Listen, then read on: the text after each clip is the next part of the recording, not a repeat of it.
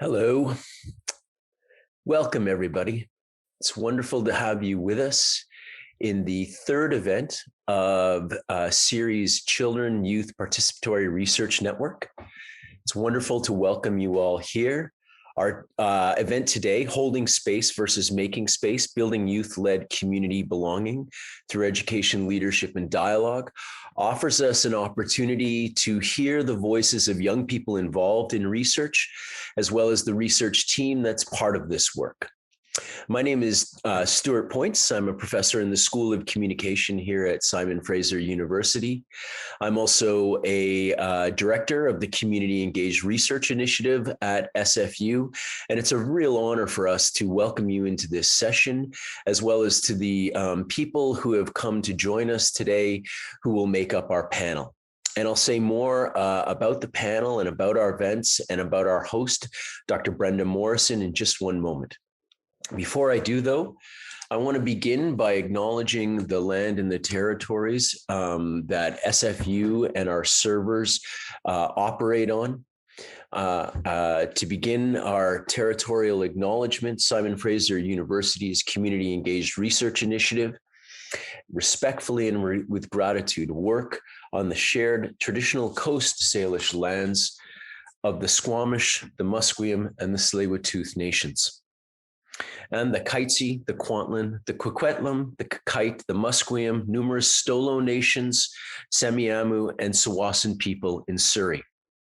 We acknowledge the sovereignty and equality of Indigenous nations and are guided by aspirations to remake Canada into a decolonial state comprised of Indigenous and non-Indigenous people who function with respect for one another. We also want to take this moment to make special acknowledgement of the tragic and brutal findings in Kamloops in recent weeks of the bodies of 215 children who were found in the remains of a residential school in the Kamloops area.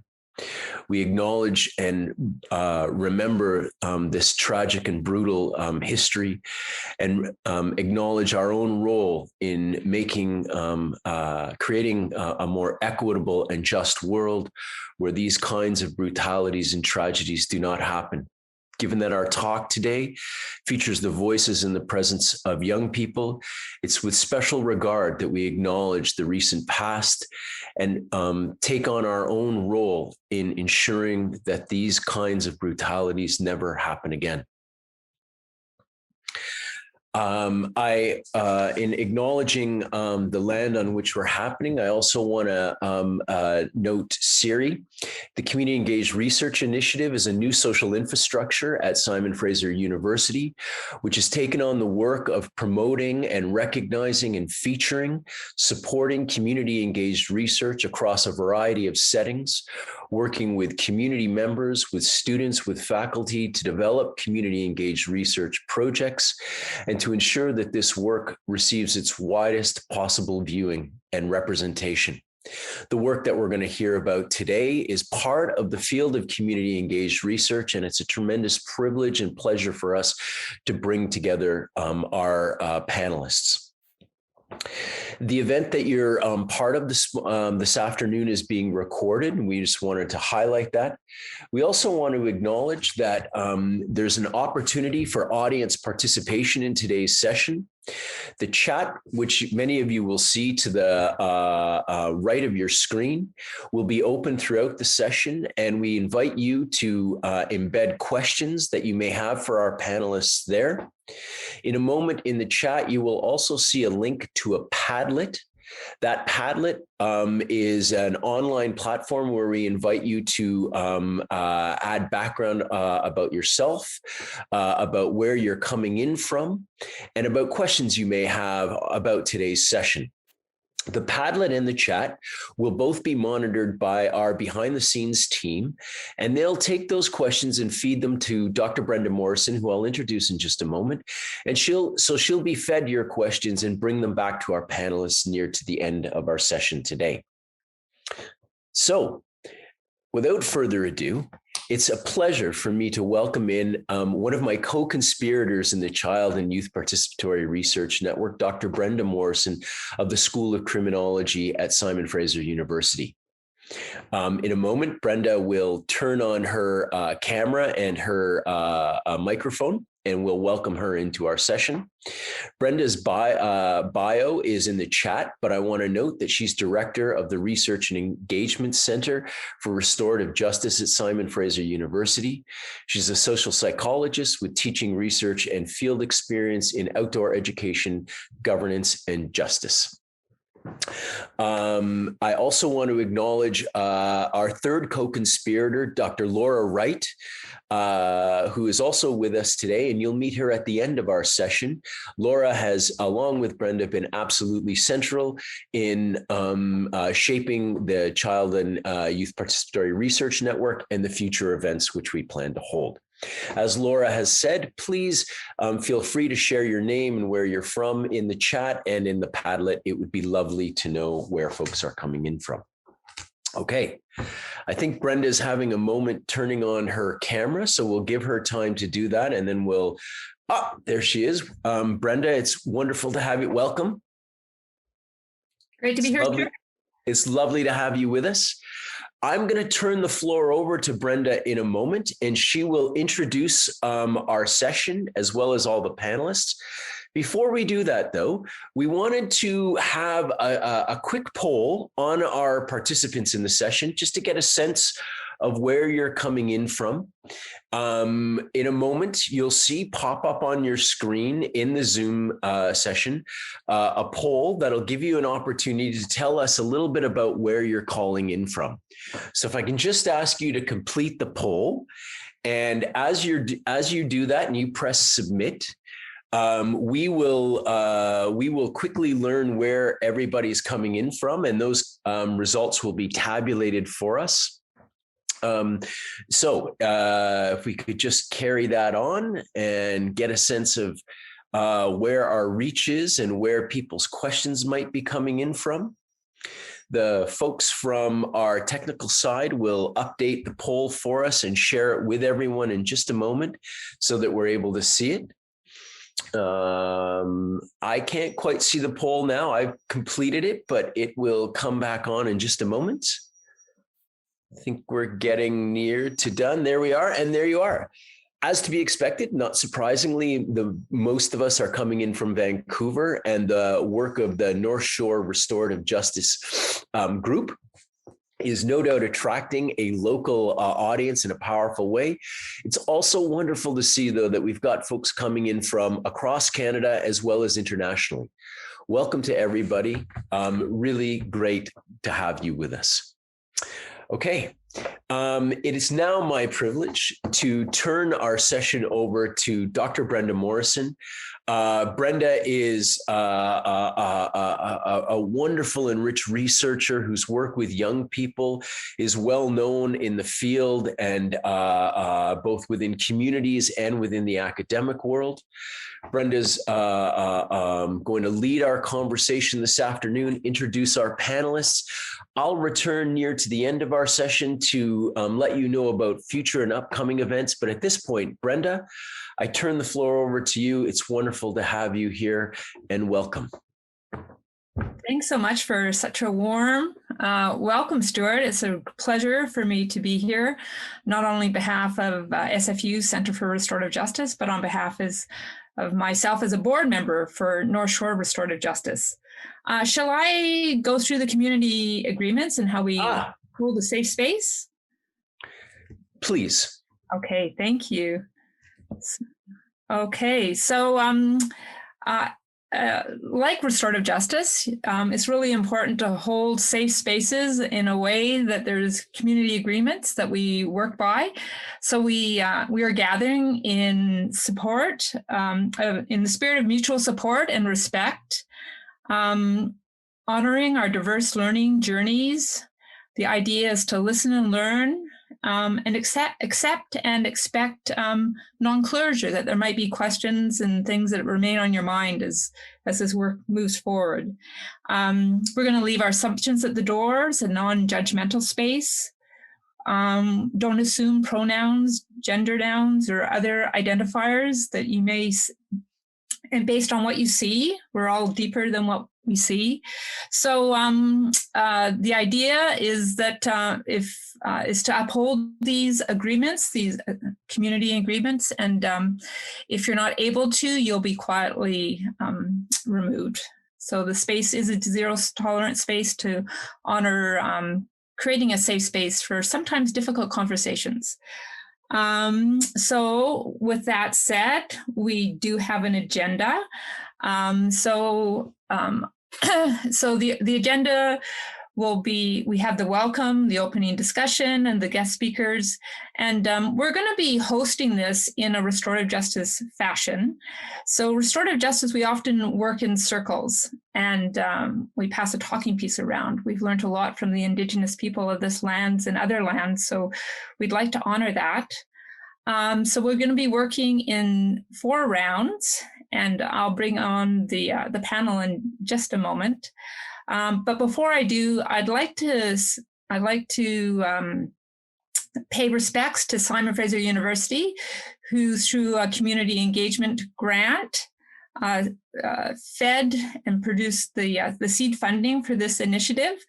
So without further ado, I'm honored to introduce our panel today.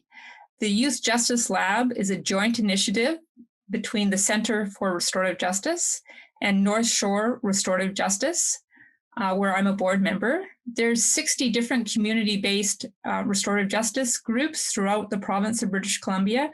Many of them belong to the association, the BC Association of Restorative Justice, RJABC. I know many people are here from RJABC, and I'd like to welcome them as well. But in particular, it's my honor now to introduce the 4 panelists today. We have a staff member at North Shore Restorative Justice, Anne-Marie Perron, who worked diligently in opening the space for and holding the space for this initiative. And we have 3 of the participants, the youth participants that participated last year.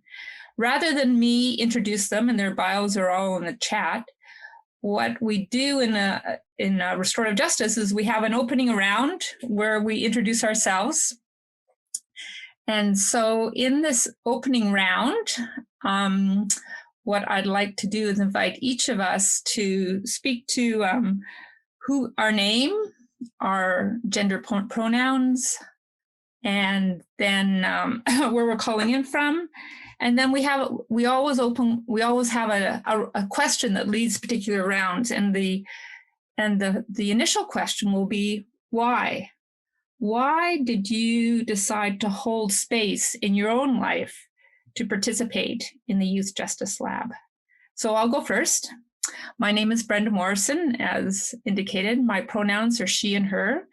I have the honor today from calling in from Niklalaquam, the traditional unceded ancestral lands of the Squamish Nation, also otherwise known as Bone Island. So it's really an honor to be here today.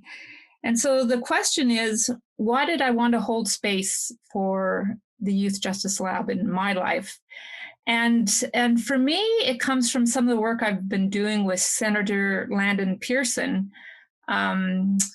who is the Senator for Children's Rights in Canada. I've learned a lot from Senator Pearson, now retired, through our work on Shaking the Movers. And when I first started working with Landon, she said, "Your job, Brenda, is open the space and get out of the way to hear the voices of the youth and the children." We don't have a very good track record of upholding children's rights here in Canada, and I'm hoping this work will make that affirmation stronger. And it sounded like a great job description. Open the space and get out of the way so others can hold space and be heard. So without further ado, I'm going to pass the talking piece to Anne-Marie to answer the same question and introduce herself. Thank you, Brenda. And it's really a pleasure to be joining today. So my name is Anne-Marie, and I use she and her pronouns. I am a white settler of French ancestry, joining today from the unceded lands of the Musqueam, Squamish, and Tsleil-Waututh First Nations. And just acting today as a North Shore Restorative Justice staff, part of this panel. And I think this question about the why deciding to join the Youth Justice Lab was really, I'll talk a little bit about the organization's desires, I think, to both respond to social isolation of last year due to the COVID-19 pandemic.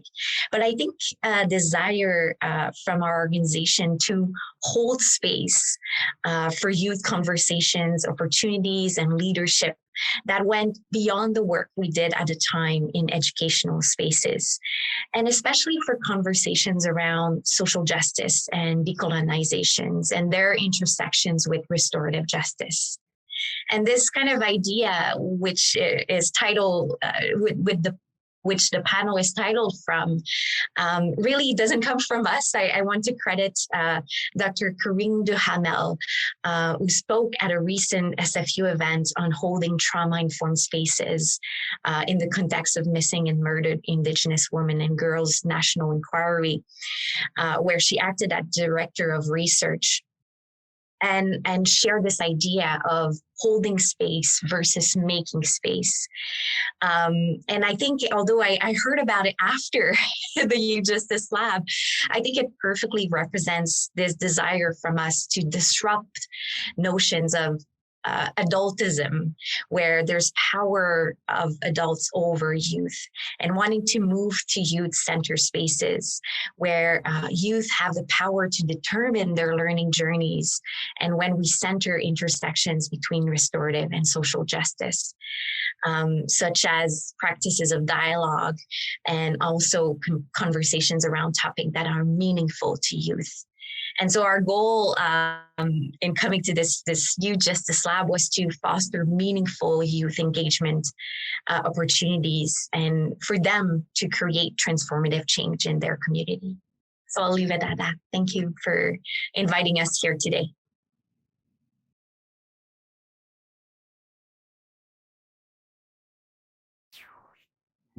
Thank you, Anne-Marie. We'll pass the talking piece on to Graham. Hello, my name is Graham. I use he, him pronouns or they, them pronouns as cool too. I'm calling from the stolen traditional territories of the Squamish and Tsleil-Waututh nations. And I first kind of got involved in the Youth Justice Lab and with North Shore Restorative Justice because I had done a lot of education kind of around justice and social justice, and I wanted to get a lot more involved in it. And I had a family friend who said, hey, I noticed this and it looks really cool. So then I got involved, and here I am. Yeah. And I will pass it on to Emma. Hi, my name is Emma. My pronouns are she, her. I'm calling in from the stolen traditional territories of the Squamish and Tsleil-Waututh peoples. A little bit about me before I jump into the question. I'm the daughter of Mexican immigrants. I'm of mixed Indigenous ancestry to so-called Mexico. And why I decided to join the Youth Justice Lab and kind of hold space for that in my life. I have always been kind of craving spaces where I could feel empowered in like social justice work. And in high school, I felt really kind of disappointed because I couldn't really find that community. And after graduation, I saw this amazing opportunity, and, during the pandemic and like seeing all of like everything that was going on that summer and feeling like I couldn't really do much about it because, the pandemic, I thought it was the perfect opportunity to join. And as well, I was really looking for spaces where I could explore alternative methods of justice outside of like the prison system, outside of like the police. So and I'm just like so glad I joined. I feel really honored. Okay, I'll pass it on to Sorcha. Hi, I'm Sorcha. My pronouns are she, her, and I'm calling in from the unceded territories of the Squamish Nation. Why I joined the Youth Justice Lab is I was reached out to by a family friend about it, and I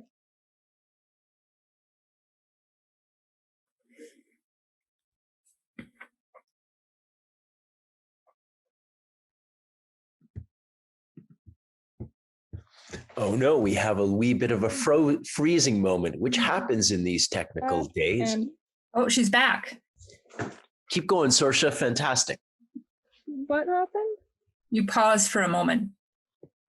I decided to join the Youth Justice Lab because I was reached out to by a family friend, and I decided since this summer would be the last summer would be in isolation from COVID, that I wanted to spend my time learning about something that would be valuable to me.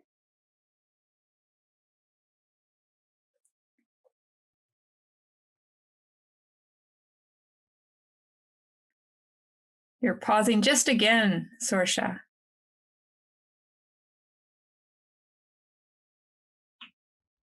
Okay. Okay. Thanks, Sorcha. Well, we're going to carry on, and you can chime in the next round with anything that we didn't get an opportunity to hear. So thanks. I really appreciate that each and every one of you held space in your own life for the opportunity to engage in the Youth Justice Lab. Our next question, or our next round, is moving from why to how. What was your experience, or how did the staff and the mentors that took the lead in creating the safe space for often difficult conversations around equity and social justice issues? What was your experience of how North Shore Restorative Justice held space for you? What were the important aspects that they put into place that allowed you to feel safe? And we're going to let Graham take a lead on answering that question. All right. So at the beginning of the Youth Justice Lab, kind of as a group, everyone who was involved together, we formed a series of community guidelines, and they helped us to guide our discussions as we moved throughout the lab. So they were things like recognizing that everybody who is there to learn, recognizing that as we're learning, we're making mistakes and developing our own ideas about things. So we have to leave kind of room for that learning process to happen. And for me, coming to these set of community agreements really helped the space to feel safe, knowing that everyone there was also learning about these difficult topics and engaged in these complex conversations. And that just helped the space to really feel like a secure place to have these discussions. And I'll pass on to Emma. For me, it was very similar. Obviously, the people involved in the program and the community, the youth, are so important to creating that safe space. But I really do think that NSRJ, the facilitators, really did a good job of setting boundaries and of maintaining those boundaries. And I think it also really taught everyone in the group to how to maintain boundaries, how to execute them. And it was really just such a wonderful learning space. And I think because that was kind of the tone that was set, that this was a learning space and it was okay to make mistakes as long as we held ourselves accountable. I think that's really what made it work and what it made it what it was. Sorcha?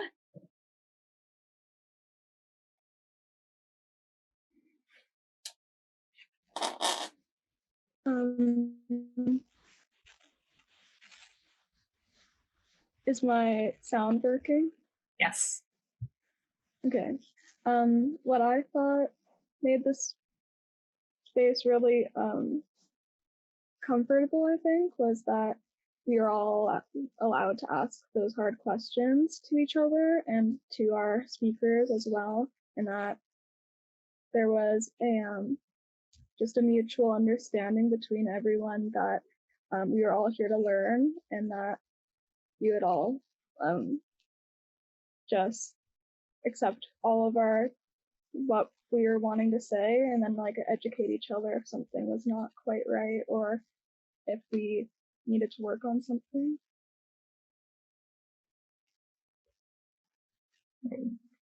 Thank you. And I'm going to ask Anne-Marie to chime in now. What was important to you as the person who created that safe space together with the mentors? Maybe talk a little bit about the role that you held and the role of the mentors and how that chemistry happened, how the alchemy of the safe space emerged for you.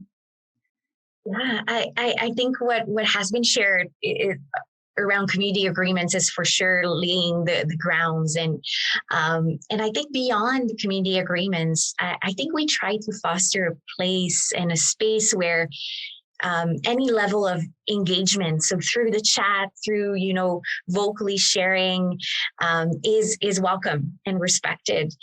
So kind of those different ways of engagement were really welcome, and I think the virtual space definitely lends to doing that. And in terms of other actors, I would say in the program itself, we had also mentors who were meeting the youth every week beyond the virtual session that we held. And I think not knowing exactly, how each meeting went, but I think they really helped foster that sense of comfort and safety by really allowing the youth to come up with their own specific projects, like their own ideas and how to move that in the sense of creating a project that will tackle a justice issue they saw in their community. And the last thing I'll say, I think the guest speakers that joined us were really open. There was really that openness to be interactive with the group, welcoming questions, engage in a really interactive way, which I think really lended well again to the safety of asking questions and maybe missteps in asking those questions, but welcoming those. Great. Thanks, Anna-Marie. It certainly seems that a wonderfully rich, safe space for difficult conversations was held in many ways through the virtual space and a range of different voices holding space and bringing new ideas and opportunities to the youth. And so in this next round, I'm wondering, what were those opportunities in terms of the outcomes that emerged? What did you, and we can think about outcomes in many different ways. We can think about the outcomes in terms of, particular projects or topics that emerge. But when we create safe space, sometimes there's sort of outcomes that we didn't expect, things that we took away from the experience last summer.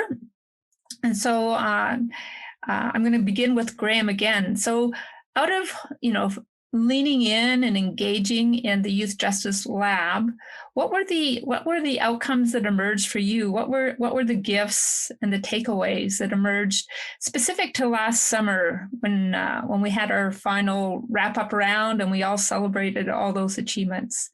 Over to you, Graham. So when you're looking at kind of the outcomes directly following the Youth Justice Lab, last summer was a time where there was a lot of discussion around privilege and oppression and equity, and being involved in the Youth Justice Lab and being able to have these really honest conversations about these difficult topics kind of really allowed me to feel comfortable having those and kind of engaging in those conversations with my community and my family and friends and school community as well. And as well, the Youth Justice Lab helped me to explore my interests in social justice kind of realms, which pushed me to be more involved in taking social justice classes in my high school and also being involved in different community projects as well.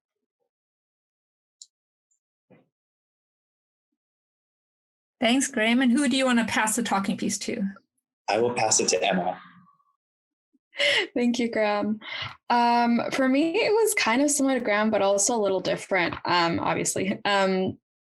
I think like a direct outcome was that like our group project that we did, Sorcha was part of my group with our mentors. We decided to tackle on decolonization in schools, and it's specifically looking mostly, I guess, at like the high school curriculum. And I think even though we like didn't necessarily end up going forward with that project as of right now, I think it really inspired me to take more action. It's not that I wasn't, taking action before. It's not or it wasn't that I didn't. Oh my God, sorry, my ringer. It was mostly that I just didn't really, again, have those people to take action with. And I think I felt at the same time, I felt really alone. So this year I've really stepped it up a lot. I'm involved with NSRJ continuously. I'm involved with a lot of people from my scholarship cohort. So we're doing like a social justice project. And I think it really empowered me and really transformed the way I like saw community. And it really stressed for me the importance of community and the importance of like fostering those connections, the respect, the accountability. And I think it really showed me that I was able to have these difficult conversations where, privilege was a really big thing. But in a mature way, in a way that we were all holding like each other accountable. Like our group was, I hate using the word diverse because it's such a buzzword, but that's, I think, the only way how I could describe it, like diverse in like age and experience, in cultural backgrounds and race, ethnicity. And yet we were able to have those conversations and not necessarily put each other down, or like, it never felt like there was necessarily like people like trying to like there was no necessarily emotional labor that was taken from a lot of like other BIPOC like me. It never really felt like that. So I think this kind of really showed me that that those spaces could exist, that they were possible, no matter what people said. And Sorcha. What I took away from the Youth Justice Lab in the summer was I learned a lot about social justice, so that now I feel like I really enjoy this type of thing, and that I'm even thinking about continuing this as like a career one day, going into a social justice thing, because right now we are part of also the Youth Advisory Council with NSRJ, and we are having lots of opportunities lately.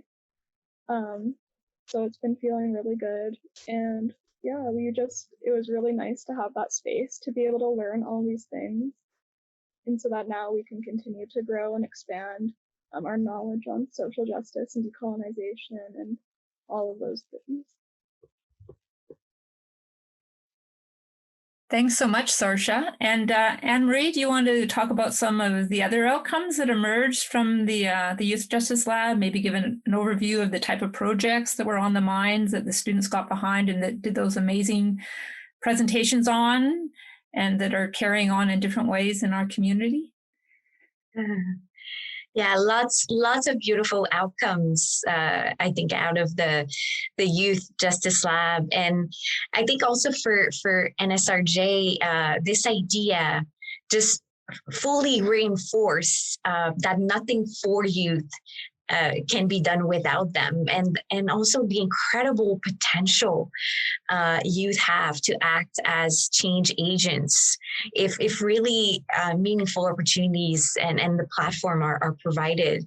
And so I'm just thinking now of one of the group projects that was presented was a mental health support done by youth with lived experience of mental health issues for youth who were going through some challenges related to mental health. And I know this project has actually, from this idea in the summer, actually been action this past few months in a high school on the North Shore. And so just the potential of these projects really coming to life, I think is really inspiring. And in terms of own, in terms of outcomes related to kind of Shore Restorative Justice. Sorcha hinted a little bit about the creation of our first Youth Advisory Council, which so far has already and consists of and composed of 5 of the Youth Justice Lab alumni, and 3 of them are here today, and they organized their own first event just a month ago, welcoming a guest speaker called Dwight Ballantyne, and providing space for him to share about his experience as an urban Indigenous youth, and just kind of fostering those spaces for other youth now to come to these conversations. So just among one of those beautiful outcomes was the creation of the YAC, their Youth Advisory Council, and kind of all the great work that emerges from this. Great. Thanks so much, Anne-Marie. Okay, this is our final round. And actually I'm going to loop in 2 things. One is, you know, when we have positive youth engagement in a really safe, inclusive space, there's often a positive ripple effect. So since last summer, what's happened for you? What are you excited about? What do you want to see more of? And then one word or one phrase that describes your experience of participating in the Youth Justice Lab. So this is going to be a quick round so we can get on to a couple of questions. So Graham, over to you. Yeah, so for me, long-term outcomes is that it was kind of, the Youth Justice Lab was a space where these difficult conversations were able to take place. And from that, I was shown that they can take place in other areas in my life as well. So it kind of broke barriers around topics that people feel uncomfortable talking about. And then I also realized I have a big interest in social justice and alternative justice methods. And from that, it's kind of really guided my interest moving into university and kind of where I want to head with a career. And another long-term approach is we're having the second Youth Justice Lab this summer, which I'm also really excited about.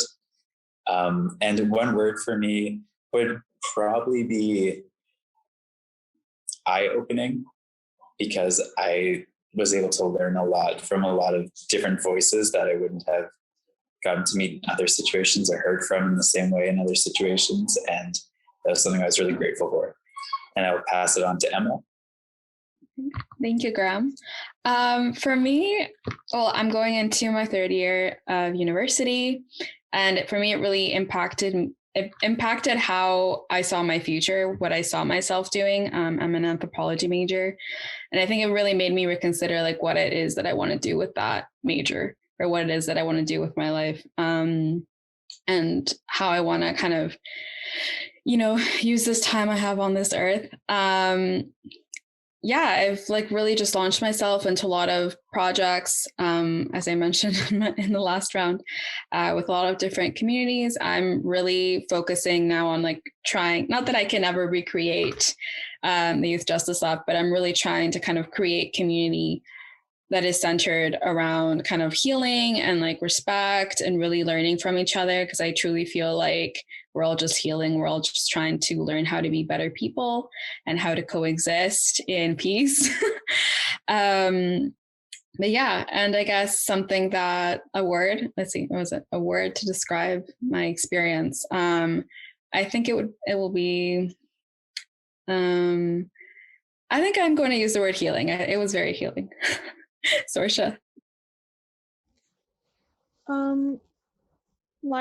How I feel about like the outcomes from the Youth Justice Lab, there's so many great ones. One of them is the Youth Advisory Council, because now we're a part of NSRJ, and we're starting NSRJ Youth. And I'm also really excited about Dwight Ballantyne recently reached out to us about his new project called Enough, and it's empowering nations through friendship. And so he's invited us to be a part of this project that he's put on. So that is really exciting. And one word that that describes my experience would be definitely inspiring, because I felt very inspired to continue with social justice work since being a part of the Youth Justice Lab over the summer. Thanks, Sorcha. And Anne-Marie, how was the experience for you? Well, I think it just reaffirmed again my just the importance of, and I'm coming back to again this idea of holding space. I think the more space that we can hold, but like let go of the control in those spaces and really see the wisdom of young people's minds and ideas come through and shine through. I think that's my major takeaway. And one of the more concrete example of that is now our desire to for this new cohort of the Youth Justice Lab this summer to have the youth alumni be supporting this new cohort in a mentor role. And so it's kind of coming full circle in terms of involvement and support for this kind of new cohort of young people who will join us this summer. So just a lot of excitement about what can be achieved and done when taking an intentional approach about holding spaces. Just wonderful. I'm so excited that the ripple effect just keeps on moving out in so many ways, and lots of co-creation across spaces and people looping back and engaging in different ways. So really congratulations to the youth and for leaning in, and congratulations to North Shore Restorative Justice and amazing staff there for holding space in such a compassionate and inclusive way. And I'm so glad that I just opened the space and got out of the way, because I was so excited to attend the final ceremony last and hear of all the amazing things that bubbled out of that space. We have a time for a couple of quick questions now. I'm going to send the first one to Graham because he mentioned this. One of the questions in the chat was, how are these community agreements created? Like how those initial community agreements seem to be really important in creating the safe space. So how are they generated over time? So the community agreements were generated by the youth involved in the Youth Justice Lab. So we all sat down over Zoom and we talked about what things are valuable to us to have in it to create a safe environment where we are able to talk about things. And having these community guidelines created by the youth that were involved and not kind of like preset before it happened was really helpful, because it allowed us to create them to fit the group that we had and the group dynamic that we wanted to create. Great, thank you. Okay, I have another. There's lots of great questions here. I'm going to send one to Emma. So Emma, sounds like you described this place as diverse and inclusive, but we can always widen the circle to include others and some people. How do we make the circle bigger? How do we make it even more inclusive to, say, immigrant groups or indigenous? Like, how do we make the circle bigger? What do you have ideas of how we could do that? I saw that question and I was like, I'm pretty sure I'm going to get that question. No, it's a really good question. It's really valid. I think from surface level, if I look at the Youth Justice Lab, I would say that it was pretty accessible in the sense that the program was free. There was no fee. You just had to apply. But I think going a little deeper, if we're talking about like technology and also like the power dynamics that exist within, the community that was there.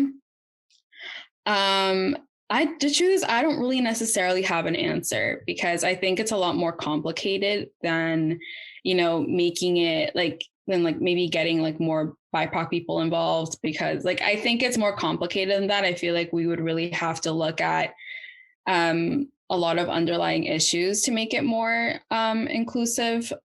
I think that I can think about is making it like maybe more accessible via like technology, because obviously not everyone has access to stable Wi-Fi or technology, making it more accessible, I guess, through closed captioning, which we didn't have. I think making it more friendly to people whose English is second language, like English is my second language. I don't know. I feel like there would definitely have to be accommodations, but I don't think that's necessarily something I can just like answer. Like right now, I think it needs a lot of thought and a lot of discussion. And I think we would need to bring people from these communities, and actually have like a wider conversation about what their needs are. Great. Thanks so much, Emma. Here I have a question for Sorcha. Sorcha, sometimes there's subtle differences about sort of making space versus holding space. How would you describe, the difference between making space and actually holding space for rich and meaningful conversations around issues that are important to you and the other youth present in a safe and inclusive way? I think making space and holding space, making space is definitely like trying to make the space comfortable for everybody that is involved with this. So like say like NSRJ, can I actually pass on this question, because I'm just not super sure on how I'm gonna answer this one. That's okay. No worries. I think you already did a good job there, because it is a subtle difference, and it's not. Sometimes it's not what you do, but how you make someone feel. So yeah. It's a difference between focusing on the structure, but how do you make someone feel safe? I think that's a difference.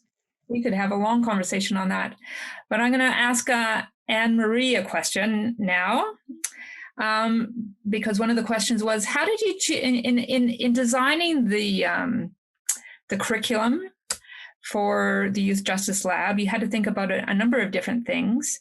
Maybe talk about the different things that you talked about within that curriculum, but specifically on how you chose the mentors and the guest speakers.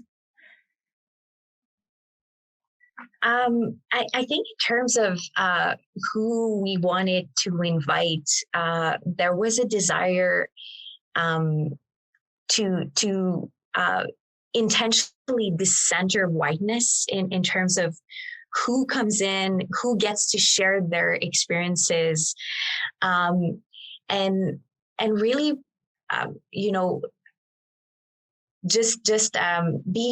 being very intentional about welcoming folks with different lived experience, and so that was one of our major thing when it comes to guest speakers and mentors, so in a nutshell, that was the intention.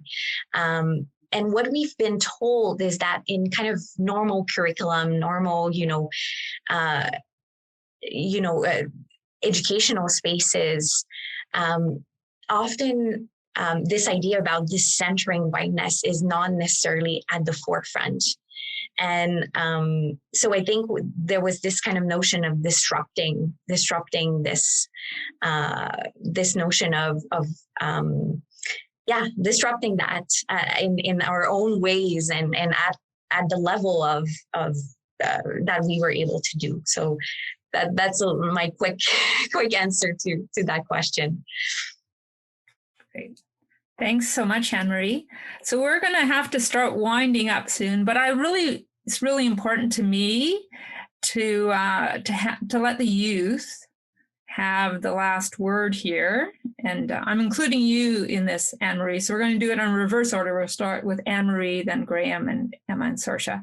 If there's one thing that you want us adults and those who, have a lot of power and privilege within our different social spaces and social institutions, what is one thing you want us to know and take home so we can start, amplifying, those words or that idea in our own spaces and institutions. What's one takeaway that you want us adults and those in positions of privilege and power to really know and take home? Anne-Marie. That's a big one, to not kind of go into too much detail, but I think I'm coming back to some of those restorative practices when it comes to seeing each individual as lovable and capable, and as having the dignity and their uniqueness, and the way that you interact, the way that the kind of energy that you bring will ultimately let shine that or minimize. And so I think I'm left with that. As adults, to share power and lose a little bit of the control that is often ingrained in our systems. And Graham. Just to, with those who hold privilege and power, make sure that the voices that are being centered on are the voices of marginalized people and of BIPOC people, and that those people are being consulted on decisions that affect them and programs that educate about different cultures. And that I think that would be a big takeaway from this for me, was the importance of, as Anne-Marie said, decentering the conversation just from whiteness into moving towards like a decolonization direction. And I'll pass to Emma. I think for me, similar to Graham's, obviously, I do really want to decenter whiteness and everything. But I think for me, it's that I really want people to kind of, especially I guess, older adults, because I am an adult, to really think about their biases and kind of like where they're coming from. Because I taught, no disrespect, and I talk to so many people who don't want to engage in these conversations or get really defensive or don't know how to kind of listen, because they're so used to kind of taking up space. And I guess the only thing I would say is first of all, make space. And second of all, really work on your biases. As hard as it is, decentering your ego is key to kind of moving forward. And we can't move forward if people keep giving into their ego, because ultimately I think that's perhaps what's perpetrating some of the biggest harm. And why we can't move forward and have these conversations is because people aren't open to that. Yeah. Sorcha. Yeah. Definitely holding, having adults hold space.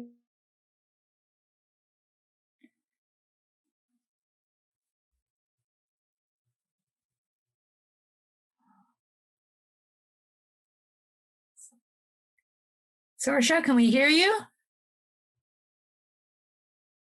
Can we? Oh, we lost Sorcha. Maybe she'll chime back in. Am I back now? Oh, you're back. Great. Can we hear? Or am I? Okay. Okay, you get the last word, Sorcha. Okay, so my camera isn't on right now, but I think for adults to be able to hold those spaces where youth can feel comfortable to express their opinions and their thoughts on topics without, how Emma said.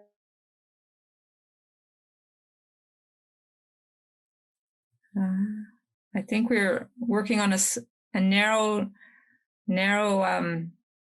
bandwidth, but I think we got the essence of what you wanted to share with us. Oh, yeah. Sorry, I'm I guess my Wi-Fi is really messy right now, but just having adults, how Emma said, be able to listen without having their biases and everything, and just being able to listen to the youth, because I think we're actually really educated and powerful to be able to help make a change with all of these things, like decolonization and sorry. That's great. I think you are educated and powerful, and I have been inspired in so many ways, and I'm so proud to know each and every one of you. So thanks so much for your holding space for us today. We've learned so much from you, and I'm going to pass it back to Stuart to close us in a good way. Thank you, Brenda. I was just writing in the chat because I thought I had a few more moments to express my thanks and gratitude to Anne-Marie, to Sorcha, to Emma, and to Graham for your wise, rich comments. I think it's really clear that we have more to ask of you and want to know more of your experience. I know, as Emma, you acknowledged there were many questions running through the Q&A, which only really captures the sense of interest in your experiences, in the role and the possibilities of young people as researchers, as part of research teams. And our network is really trying to make sense of those practices and highlight really successful examples of those practices. And what you've shared with us captures that. And so I want to express real gratitude to you from our team at CERi and on behalf of the audience. I also want to thank Brenda for a masterful job of hosting and adapting to the flow of these things, because there's always elements of uncertainty in our technology, even when we think it's absolutely set for us. There's inevitably things that we struggle with. And I really thank you for your persistence, Brenda, and for Sorcha for your own persistence in keeping things going. It's really greatly appreciated. It's wonderful to welcome Laura into our session here. And in a moment, I want to offer some thanks to people for bringing this event together. But before I do that, Laura, maybe can I turn it over to you to talk a little bit about what's to come with the Child and Youth Participatory Research Network? Yes, happy to. Thanks, Stuart. And thank you all so much. I've had the opportunity to hear about the Justice Labs from Brenda in the past, but to really get the chance to listen and learn more has been wonderful last hour. So, and I think, as many have said, we could talk for hours on these pieces, which does feed into my next point. Is with the Child and Youth Participatory Research Network, we're really keen to create space and to hold space for people to share and engage on these topics going forward. We'll take a pause on our webinars over the summertime, but then be relaunching again in the fall. If anyone who's on the call or people you know would be keen to ever present at or facilitate a webinar, please do reach out and let us know.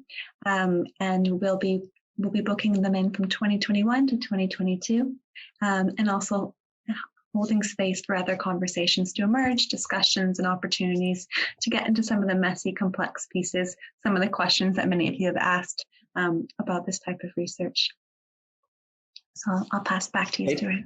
Thank you, Laura. I'm just going to just for the purposes of simplicity, I'm going to include my email in the chat so that any of you who are interested in responding to Laura's provocation to propose topics for the Child and Youth Participatory Research Network, events and panelists, please reach out. We're absolutely open to ideas. We have ideas for the fall, but we're open to and hoping to expand our network further. As Laura said, and as many of us, I think, are eager to do, we're going to take a pause over the summer and reset ourselves for the new scenarios that we are facing in the fall, when face-to-face gatherings are more likely and more common. As we wrap up and pull ourselves to a close, I want to extend some thank yous. First and foremost, I want to thank Anne-Marie and Sorcha, Emma and Graham for your presence, for your contributions, most of all for your work and what you have done with the North Shore Restorative Youth Justice Network.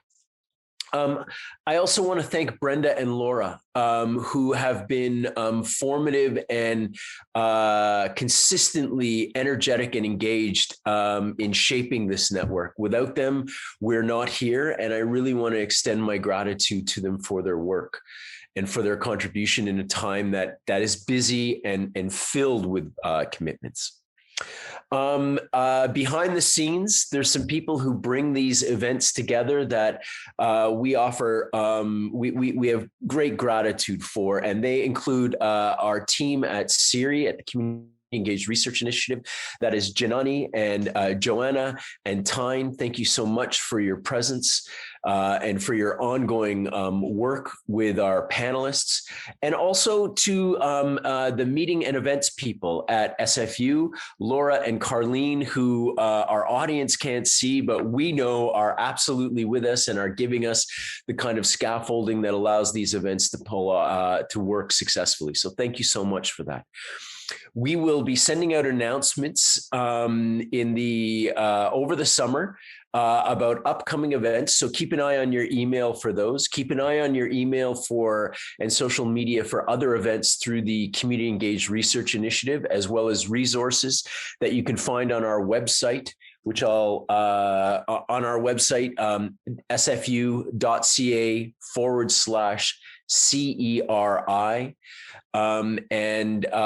There are resources meant to help start community engaged research projects, as well as profiles of researchers that are part of our team. So have a wonderful summer, everybody.